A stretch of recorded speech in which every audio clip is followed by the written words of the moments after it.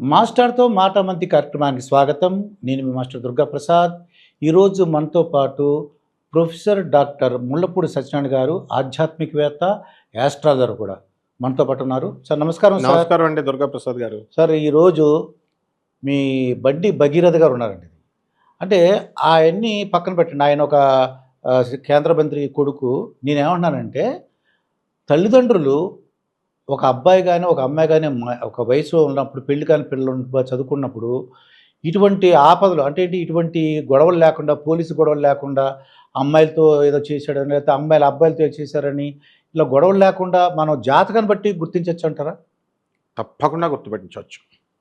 ఇప్పుడు ఒక జాతక చక్రం మనం వేసినప్పుడు ఎప్పుడైతే మగవాళ్ళకి శుక్రుడు, కళత్రకారకుడైనటువంటి శుక్రుడు రవితో కలిసి శత్రువుతో కలిసి ఉన్నప్పుడు తప్పకుండా ఇతను ఫ్యూచర్లో ఆ శుక్ర దశలు జరుగుతున్నప్పుడు కానీ, ఆ రవి దశలు జరుగుతున్నప్పుడు కానీ, లేదా విదశలు కానీ, ప్రాణదశలు, సూక్ష్మ దశలు, ఇలా ఏదో ఒక దశలో తప్పకుండా ఇతను స్త్రీల వలన, అమ్మాయిల వలన ప్రాబ్లంలో పడతాడని క్లియర్గా చెప్పచ్చు.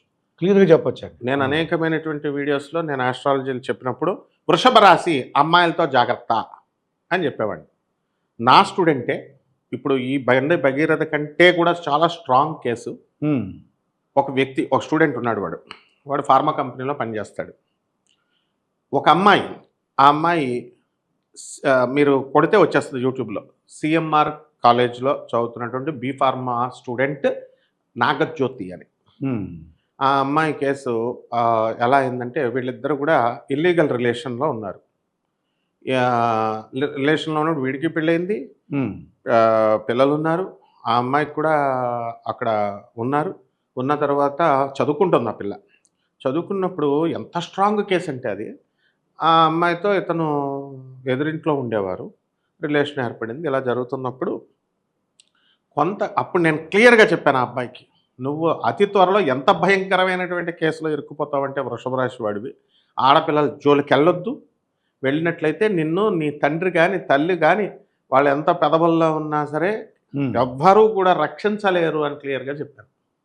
చెప్తే లైట్గా తీసుకుంటారు కదా, తీసుకొని వాళ్ళ భార్యని తిడుతూ వీడు ఆ అమ్మాయి దగ్గర వీడు గుడ్ మార్క్స్ పొందాలని ఆ భార్యని తిడుతూ మెసేజ్లు పెట్టడాలు అవన్నీ రికార్డ్ చేసేసి పెట్టుకుంది ఆ పిల్ల, స్టోర్ చేసుకున్న తర్వాత ఒక రోజున ఏం జరిగిందంటే, ఆ పిల్ల ఘట్కేసర్ అక్కడ ఆ ఫ్లైఓవర్ కింద ఏమైంది, తనని ఇంకా ఎవరో కాలేజీ నుంచి లేటుగా వచ్చినప్పుడు ఎందుకు అని అన్నప్పుడు ఆమె నన్ను ఎవరో కిడ్నాప్ చేశారు అని చెప్పేసి ఆమె పోలీసులకి 108 కొట్టింది ఫోన్.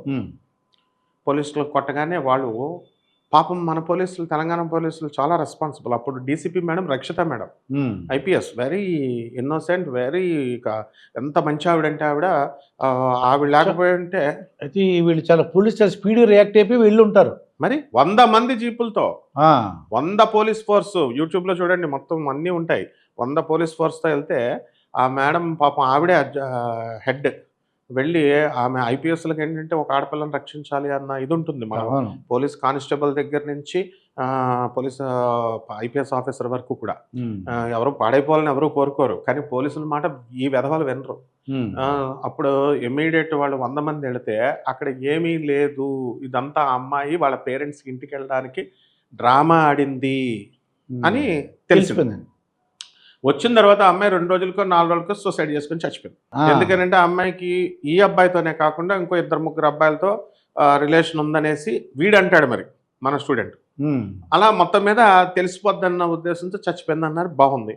అప్పుడు సూసైడ్ కేసులు పెడతారు కదా, కేసులు పెట్టినప్పుడు ఈ అబ్బాయి వాళ్ళ అన్నయ్య నాకు ఫోన్ చేసి, సార్ మా తమ్ముడికి ఇలా ఉందండి, ఇలా జరిగిందండి అంటే, రిలేషన్ ఉందండి అంటే, మీ తమ్ముడు చంపేశాడా అంటే, అందులో లేడండి, వేరే వాళ్ళు మామూలుగా వెళ్ళారు, వాళ్ళు సూసైడ్ చేసుకుని చచ్చిపోయారు అంటే అదే చెప్పండి పోలీసులకి. అంతేగాని అని అంటే, అవును మా ఆ అబ్బాయి మీద తప్పేం లేదు, ఆ అబ్బాయిది ఏం లేదు, మా అబ్బాయి మీద లేకపోయినా సరే. తర్వాత చూడండి కర్మ, జాతకరీత్యా ఎలా జరిగిందో. అప్పుడు వాడి పేరు పెట్టలేదు, మామూలుగా పోలీసులు కూడా ఘట్కేసర్ పోలీస్ స్టేషన్ వాళ్ళు ఏం పిలవలేదు, బాగుంది, అయిపోయిన తర్వాత ఆఫ్టర్ 8 months తర్వాత ఏం జరిగిందంటే, వాళ్ళు పిలిచారు ఈ అబ్బాయిని. వాళ్ళ ఆ పిల్ల తండ్రి కూడా చచ్చిపోయాడు, తల్లి వాళ్ళంతా కూడా అక్కడ ఒక రాజకీయ నాయకుడు ఉన్నాడు, వాళ్ళ మనుషులు వాళ్ళంతా కూడా వెళ్ళి, చాలా స్ట్రాంగ్ రాజకీయ నాయకుడు అతను, మినిస్టర్ కూడా చేశాడు. సో వాళ్ళంతా కలిసి వెళ్ళి పోలీస్ స్టేషన్లో అంటే వాళ్ళు ఏమడిగారు, 80 లక్షలు డిమాండ్ చేశారు ఈ అబ్బాయిని ఆ కేసు నుంచి తప్పించుకోవడానికి. రోజు మీటింగ్లు, డైలీ మీటింగ్లు. పోలీసు వాళ్ళు ఏం చేస్తారు పాపం, మీరు బయట తెలుసుకోండి, అవుట్ ఆఫ్ కోర్ట్ సెటిల్మెంట్ అంటారు, అంతేగాని అంతే ఇలాగేమనరు కదా పాపం అనేసరికి వీళ్ళు వెళ్తుంటే మహిళా సంఘాల వాళ్ళు, సార్ ఏదో ఒకటి హెల్ప్ చేయండి సార్ అంటే, అరే జస్టిస్ అయితే చేస్తాం, జస్టిస్ కాకుండా మేమేం చెయ్యం అని మహిళా సంఘాలను పంపితే, మహిళా సంఘాలతో వాళ్ళు పోలీసు వాళ్ళు మాట్లాడతారు కదా, పోలీసు వాళ్ళు సహకారం ఉండాలని చెప్పి, సార్ ఇలాగా అలాగా అంటే పోలీసు వాళ్ళు, మహిళా సంఘాల వాళ్ళు కూడా సరిగ్గా చేయలేదని అన్నారు. అప్పుడు నేనే డైరెక్ట్గా, ఎందుకంటే వాళ్ళ ఫాదర్ ఎంప్లాయీ అతని మీద గౌరవంతో నేనే వెళ్ళాను పోలీస్ స్టేషన్కి. వెళ్ళి ఎస్ఐ డైరెక్ట్ నాకు చూపించాడు, సార్ ఇదిగోండి ఈ మెసేజెస్ ఇట్లా పంపించాడు, ఇదిగో ఇతనే ఇలా చేశాడంటే ముందు వీడిని లోనేసేయండి అని చెప్పాను నేను. వాడు తప్పున్నా లేకపోయినా first take him into custody, arrest him. మా గురువుగారు రాజీవ్ త్రివేది గారు డీజీపీగా చేశారంటే, అడిషనల్ డీజీపీగా మేము ఆయన స్టూడెంట్స్గా మేము ఉన్నప్పుడు ఆయన ఆదర్శంగా తీసుకుంటాం. ఒక ద్వారకా తిరుమలరావు గారిని, ఒక జితేంద్ర సార్ మన డీజీపీ సార్ని, మనలో సురేంద్ర బాబు గారు, వీళ్ళంతా పాత బ్యాచ్ అంతా కూడా, ఇప్పుడు ఉన్న వాళ్ళంతా స్టీఫెన్ రవీంద్ర సార్ దగ్గర నుంచి ఇప్పుడు నాగిరెడ్డి సార్, అందరూ కూడా మన పోలీస్ ఐపీఎస్ ఆఫీసర్స్ అంతా కూడా మేలు చేసేటటువంటి వాళ్ళు. అటువంటిప్పుడు ఈవెన్ ఎస్ఐలైనా సిఐలైనా పోలీస్ సిస్టమ్, తెలంగాణ పోలీస్ అయితే అంతర్జాతీయంగా పేరుంది, తల్లిదండ్రులకు అవకాశం ఉంది. ఇప్పుడు జాతకం ప్రకారం ఏం జరిగిందో చూడండి.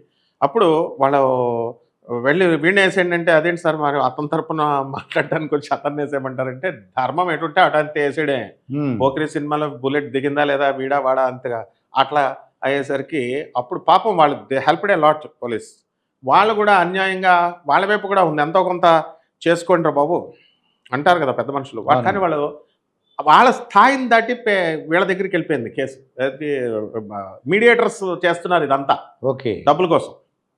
అప్పుడు నేను ఇంక ఇదంతా కాదు, తేమట్లేదు ఎన్ని మీటింగ్స్ అయినా. రక్షిత మేడం గారి దగ్గరికి తీసుకెళ్ళగానే, మేడం వెరీ స్ట్రాంగ్ డీసీపీ, ఆమె team leader, I know the case, నువ్వు లేవు అందులో, అండ్ క్లోజ్ ద కేస్ అని చెప్పేసి ఆమె మార్క్స్ రాస్తారు. అటువంటి వాళ్ళు ఎవరు ఉంటారండి ఈ రోజున?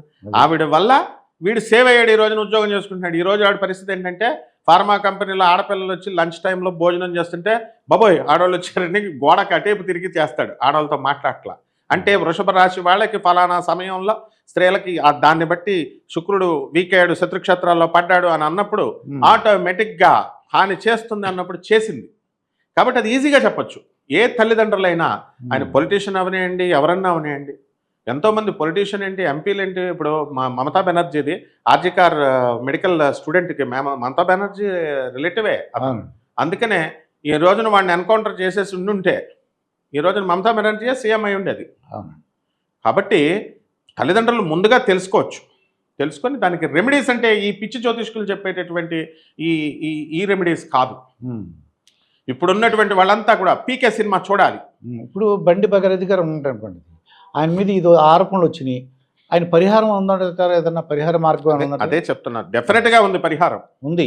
ఎందుకు లేదు అంటే ఇప్పుడున్నటువంటి కపట బ్రహ్మల, కపట జ్యోతిష్కుల, కపట మంత్రగాళ్ళు చెప్పేటటువంటి పరిహారాలు కాదు. 2 లక్షల పట్ల హోమం చేస్తా, లేదా బండి సంజయ్ గారు గుళ్ళకి వెళ్ళలేదా? బోళ్ళు గుళ్ళకి వెళ్ళాడు ఆయన. అవునండి, ఓపెనింగ్లకి ఇట్లకి అన్నిటికి వెళ్ళారు కదా. మరి ఎందుకు వచ్చింది కష్టం? తిరుపతి వెళ్ళరా? ప్రతి ఒక్కడో తిరుపతి వెళ్తాడు. ఇంట్లో పూజ చేయరా? ఎవరైనా చేస్తారు, ఇంట్లో దీపారాధన అందా చేస్తారు. అయినా సరే ఎందుకు వస్తుంది, ఎందుకు వచ్చింది అంటే ఇక్కడే ఆలోచించాలి. దట్ ఈస్ వాట్ పీకే సినిమాలో చూపించారు. రాంగ్ నెంబర్కి డైల్ చేశారు. దేవుడికి ఈ యొక్క భక్తుడికి మధ్యలో ఏ స్వామీజీ ఉండకూడదు. ఏ భక్తుడు, ఏ జ్యోతిష్కుడు కానీ, ఏ మంత్రగాడు నేను చేసేస్తా అని చెప్తారు చూసారా, ఈ స్వామీజీలు, ప్రవచనకారులు, వీళ్ళెవరు ఉండకూడదు. వీళ్ళు చెప్పేది ఏంటంటే, నేను చెప్తున్నాను చూడండి, కావాల్సిన యూట్యూబ్ కాదు సోషల్ మీడియా అంతా చూసుకోండి, ఫలానా టెంపుల్కి వెళ్ళిపోండి మీకు సంతానం కలుగుద్ది, టెంపుల్కి వెళ్తే సంతానం కలుగుద్ది అని ఏ శాస్త్రం అని చెప్పిందా? తర్వాత ఈ మధ్యన ఎక్కువైపోయినాయి, అందుకని టెంపుల్ తిరుగుతున్నారు. దట్ ఈస్ రాంగ్ నెంబర్ అని చెప్తాడు అమీర్ ఖాన్ పీకేలో.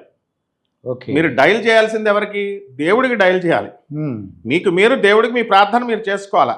స్వామి వివేకానంద చెప్పాడు దానికి పరిష్కారం, service to humanity is real service to God అన్నాడు.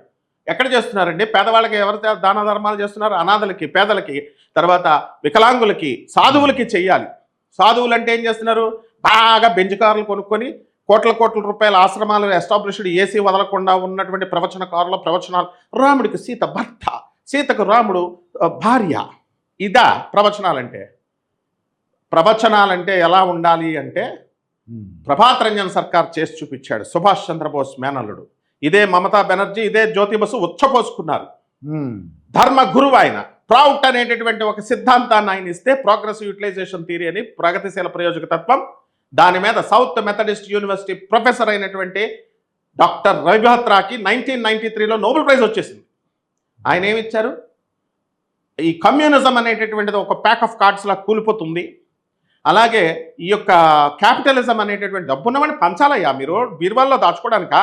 ఇప్పుడు మీకు సమస్య వచ్చింది కాబట్టి ఇప్పుడు మీరు స్వామీజీలకి, టెంపుల్స్కి వెళ్ళేసి ఇస్తే, హోమాలు చేస్తే, ఈ నకిలీ బ్రాహ్మణులకి, నకిలీ పంతులకి, నకిలీ మంత్రగాళ్ళకి, నకిలీ స్వామీజీలకి, వీళ్ళకి లాభమేమో తప్ప పేదవాడికి ఏం లాభం లేదు. దేవుడు ఏం చేయడు ఇలాంటి రెమెడీస్కి. ఆన్ ద ఫస్ట్ డే నుంచి నేను చెప్తున్నాను. అలాగే అప్పుడు క్యాపిటలిజం అనేటటువంటిది కూలిపోతుందన్నారు. ఈ రోజున అదే జరిగింది.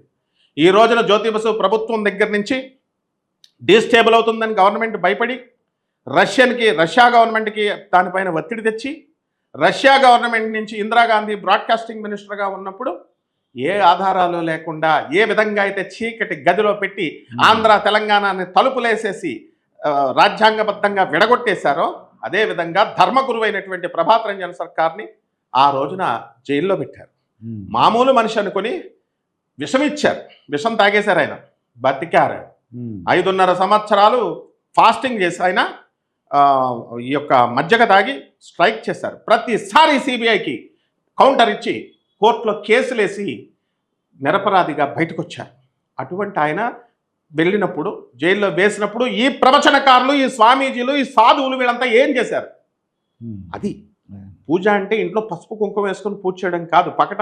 పక్కన దోపిడీలు చేస్తుంటే, అనాథల్ని అత్యాచారాలు చేస్తుంటే అనాథల పైన, పేదవారి పైన, తర్వాత ఈ యొక్క భూములు కబ్జా చేస్తుంటే మీరు వెళ్ళి ఎదిరించాలి. That is what Swami Vivekananda told. అయితే ఇప్పుడు ఈ పిల్లలు ఏదన్నా తప్పులు చేయకుండా ఉండాలంటే దేవుణ్ణి డైరెక్ట్గా ప్రార్థించడం, మంచి పనులు చేయటం, ఆ పిల్లల చేత ఏదైనా దాన ధర్మ కార్యక్రమాలు చేసి పేదవాళ్ళకి హెల్ప్ చేస్తే డెఫినెట్గా ఇటువంటి గొడవలే ఉండవని నాకు అర్థమైంది. అది దానం. పేదవారికి మనము ఇప్పుడు పేద స్టూడెంట్స్ ఉన్నారండి, ఏమి ల్యాప్టాప్లు అవి ఇవ్వలేరా పేదవాళ్ళకి? ఐప్యాడ్లు, తర్వాత బోల్డ్ అంత బ్లాక్ మనీలు ఉన్నాయి కదా. తర్వాత అనాథలకు ఇవ్వలేరా అండి? వికలాంగులకు పంచలేరా అండి? అంటే మేము చేస్తామంటే సంవత్సరానికి ఒకసారి చేస్తాం. ఉదాహరణకి మీరు చదువుకున్న స్కూల్కి, వాళ్ళ చదువుకున్న స్కూల్కి చదువు అయిపోయిన తర్వాత మళ్ళీ వాళ్ళు వెళ్ళారా అసలు చూడడానికి? టీచర్లకు ఒక యాపిల్ పండు ఇచ్చాను అన్నాడు ఒకడు. ఎరా ఎప్పుడైనా మీ టీచర్లకు వెళ్ళి చదువు చెప్పిన టీచర్కి ఇచ్చాను, ఒక యాపిల్ పండు ఇచ్చానండి అంటున్నాడు. బట్టలు పెట్టలేరా? మీరు టీచర్లు, మీకు విద్య నేర్పిన టీచర్లకే మీరు జన్మలో ఒకసారి బట్టలు పెట్టరు, మీరు ఒక పండు పెడతారు, ఎప్పుడు వెళ్ళరు వాళ్ళ ముఖాలకి. మీకు దేవుడు ఎందుకు చేయాలా? దేవుడు మీకు వెళ్ళిపోయి ప్రార్థించేస్తే కనెక్ట్ అయిపోతాడా? దేవుడు ఏమైనా పిచ్చోడా? నిరంతరం చెయ్యాలి. డబ్బున్నటువంటి వాడు, ప్రతి వాడు కూడా, తల్లిదండ్రులు అమెరికాలో, ఇండియాలో ఉంటే తల్లిదండ్రులు సంపాదన చేసేసేసి ఒక 10 years సంపాదించుకున్నారు చాలు కదా. మీ నాన్నకే కదా హార్ట్ అటాక్ వస్తుంది.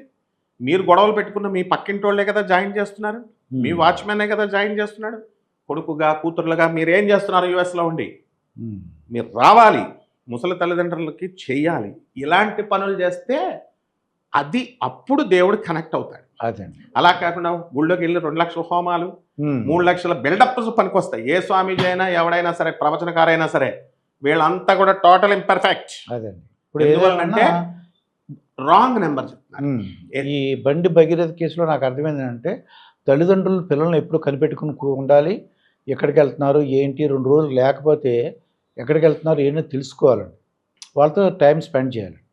ఇటువంటివి జరగకూడదు, భవిష్యత్తులో జరగకూడదని కోరుకున్నాను. మంచి విషయం చెప్పారు డాక్టర్. తప్పకుండా, ధన్యవాదాలు.